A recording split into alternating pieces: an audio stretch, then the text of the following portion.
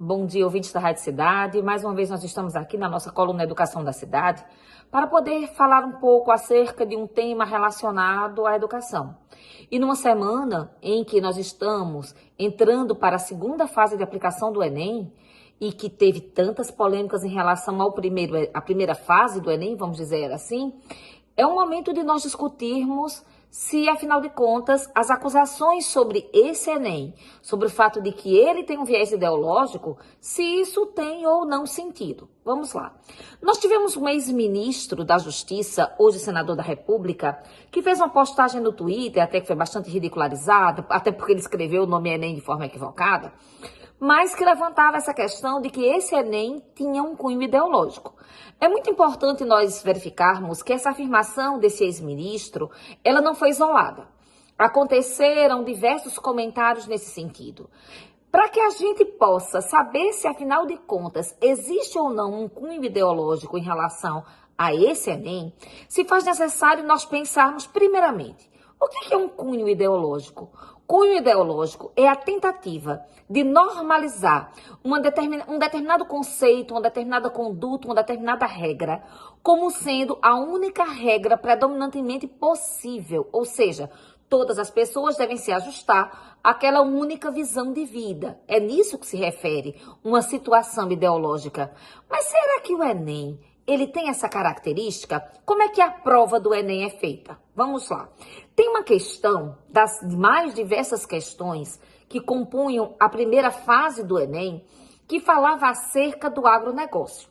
E aí as pessoas que estão ali diretamente relacionadas ao agronegócio se sentiram ofendidas e disseram que o governo atual estava querendo desmerecer o agronegócio, a sua importância, o seu papel. Mas será que isso de fato aconteceu? Como é que, afinal de contas, é feita uma prova do Enem? Vamos lá. Desde que o Enem existe, existem editais de seleção para professores que desejam ser professores que fazem questões do Enem. Então, existem duas grandes seleções. A primeira seleção, para quem cria as questões do Enem. Aquilo que vai fazer aquilo que nós chamamos de banco de questões. A segunda seleção acontece para aqueles que irão sortear as questões do Enem.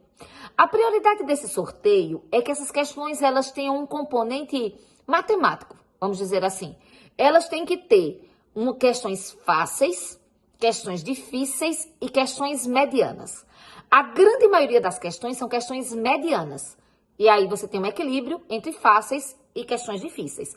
Até porque a nota do Enem, ela é uma nota que leva em consideração uma curva de ponderação.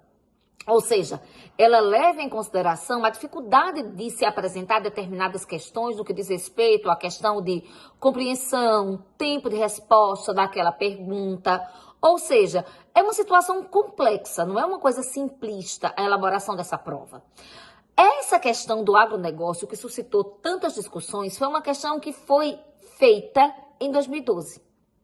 Então, todos os governos de lá para cá, onde foram compostos exatamente esse banco acerca das questões do Enem, eles tiveram esse mesmo cuidado. Então, não importa que governante foi, se ele foi de direita ou se ele foi de esquerda, todos eles não interferiram no processo de escolha das questões do Enem ou de fazer com que essas questões elas fossem censuradas, porque elas não condiziam com aquilo que se pensava aquele governo ou aquele governante, melhor colocando, que estava no Palácio do Planalto e que porventura viesse a indicar, todo o processo das pessoas que tomam conta do Ministério da Educação. Então, não houve uma interferência ideológica nessa prova e nem nas demais. É importante ressaltar isso. O que acontece é que tem esse processo de seleção que obedece a esses critérios.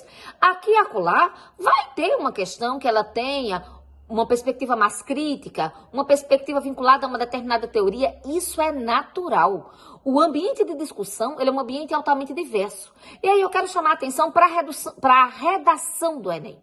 A redação do Enem falava sobre o trabalho feminino, e falava sobre a sobrecarga de trabalho feminino. Um assunto fácil e difícil ao mesmo tempo. fácil para aqueles que de fato estão antenados com as discussões que estão acontecendo no mundo acerca dos feminismos, porque quando a gente está falando de feminismo, a gente não está falando de uma corrente só. Ela pode ser uma corrente ligada a uma corrente queer, ou pode ser um feminismo de direita. Então você tem um feminismo branco, você tem um feminismo negro, você tem um feminismo de mulheres trabalhadoras, enfim, você tem uma diversidade muito grande no que diz respeito aos feminismos. Mas para aqueles que de fato não reconhecem essa dupla jornada da mulher e essa sobrecarga que essa mulher tem no mercado de trabalho, principalmente a partir da Segunda Guerra Mundial, eles tiveram muita dificuldade de discutir essas questões. Então, o que é que essa redação nos lembra? Ela nos lembra que nós devemos sair do nosso lugar comum e ler.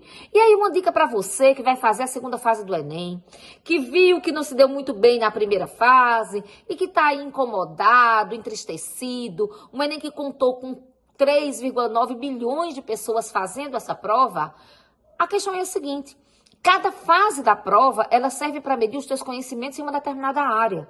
Então, não ir fazer a prova agora que você está em uma segunda fase, em que você está discutindo as exatas, as ciências da natureza, vai servir tão somente para que você não saiba, afinal de contas, como é que você está perante uma prova desse nível. Então é muito importante que, apesar do desânimo, muitas vezes da falta de perspectiva, as pessoas estejam nesta prova, para que de fato tenha um processo de autorreflexão sobre no que erraram, no que precisam melhorar, até para montar uma estratégia de estudo, né? Seja para que de fato possa escolher o melhor curso e a melhor universidade que aquela nota dá para entrar, ou seja, até para replanejar o futuro. E para todo mundo que vai fazer essa prova, boa sorte. Lembrando que sorte, no sentido da educação, não é uma dádiva, é esforço. Então, que esse esforço seja recompensado.